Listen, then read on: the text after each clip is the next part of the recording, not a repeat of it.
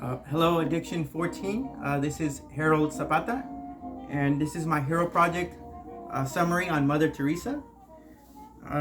If there was someone worthy of sainthood in the 20th century, it was Mary Teresa Bourgeois. She became revered and known worldwide for her selfless service to the poor and suffering. No controversy, no hate, no politics, no drama associated with her. She was, however, attacked for receiving money, even from those considered disreputable. Her response was, "Who am I to refuse a gift from God?" The first thing that comes to mind with her is love. She was quoted as saying, "If you judge people, you have no time to love them." And also, if you can't feed 100 people, then feed just one.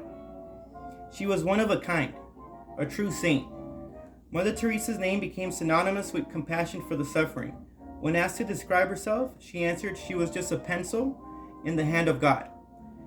Mary Teresa Bourgeois was born Agnes Gonchi Bourgeois in Skopje, Ottoman Empire on August 26, 1910. She was a Roman Catholic nun and missionary. She was the youngest child of Nikolai and Dranafal Bourgeois, and her father Nikolai was involved in Albanian community politics and was known to be generous to the poor. Her father passed away in 1919 when she was 8 years old.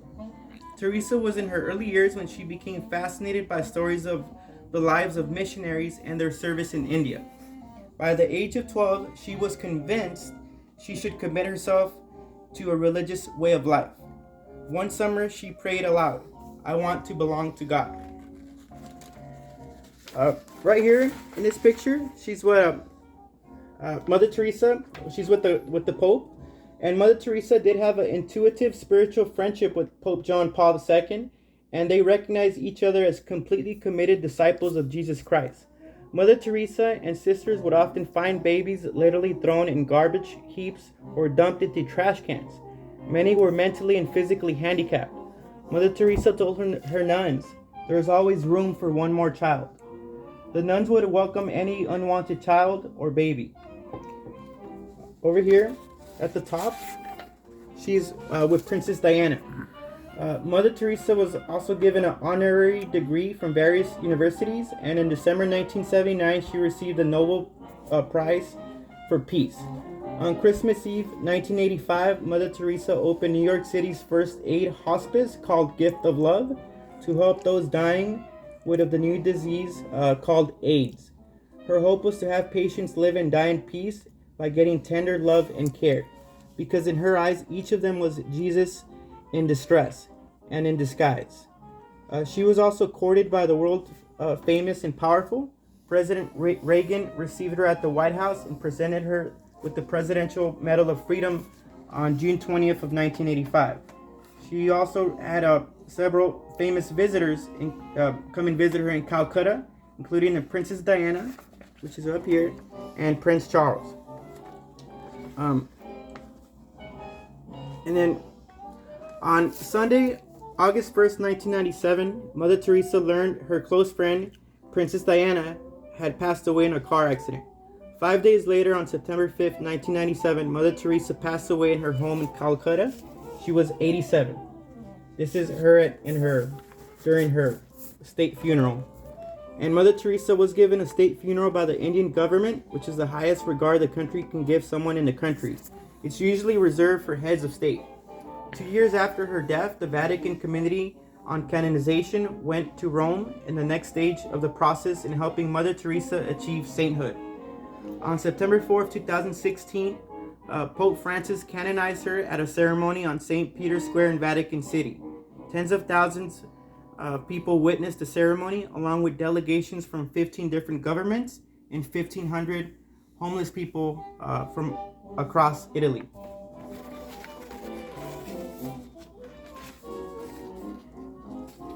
So, through prayer, Sister Teresa heard a voice to leave the convent and devote her life to serving the poor by living amongst them. It was commanded to her by Christ to follow Christ into the slums and to serve Christ amongst the poorest of the poor. She described this as the call within the call. By 1952, she had established a hospice in Calcutta called Kaligat Home for the Dying. When hospitals refused to receive those who the nuns rescued from the street, so came to be the home of the destitute and dying. Over 60,000 people passed through the hospice, and Mother Teresa said they have lived like animals, but now they die like angels. Mother Teresa mentions there are cures for all kinds of diseases like tuberculosis, leprosy, but for the disease of being unwanted, there was none. There was no cure, unless there were willing hands to serve them and a loving heart to love them. She doesn't think that the disease of being unwanted can't be cured. By 1965, there were 300 sisters in the missionaries working all throughout of India's cities. All right, so now to the stages of faith with Mother Teresa.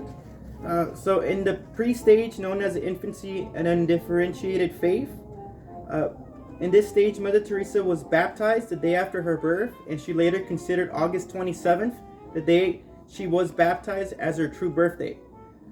In stage 1, called intuitive projective faith, in this stage, according to her autobiography, Mother Teresa's constant insistence on the insignificance of her personal life meant she spoke little about her early years.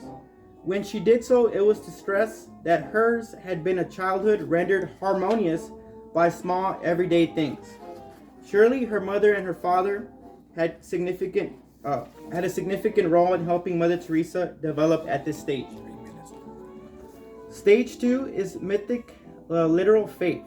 In this stage, Mother Teresa lost her father at age 8, and by the age of 12, she realized she wanted to commit herself to religious life and being of service. In stage 3, synthetic conventional faith, in this stage, she was convinced by the age of 12 that she would commit herself to a religious way of life. One summer in her teen years, she prayed aloud, "I want to belong to God." And at the age of 18, she decided to join the Sisters of Loreto, who were the only Catholic order of nuns working in India.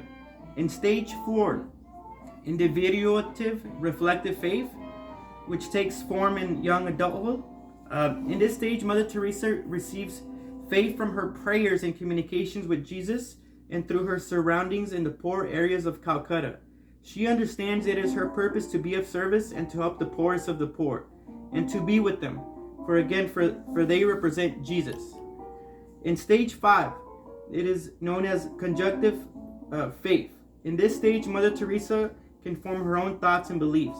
At this point in her life, she understands her life is dedicated to helping the poorest of the poor. In stage 6, called universalizing faith, Mother Teresa and her nuns would welcome any unwanted child or baby. This stage is only rarely achieved by individuals, and a person at this stage is not hemmed by differences in religion or spiritual beliefs among people in the world, but regards all beings as worthy of compassion and deep understanding. The religion affiliation of the afflicted did not matter to Mother Teresa, as she saw all of the afflicted as God's children. She gave and dedicated her life to helping the poorest of the poor and the most destitute of people. She wanted to help people live and die in peace by receiving tender love and care. For those suffering were Jesus in disguise to her. So that's it. If you want to read more, my presentation will be included along with the paper. Thank you guys.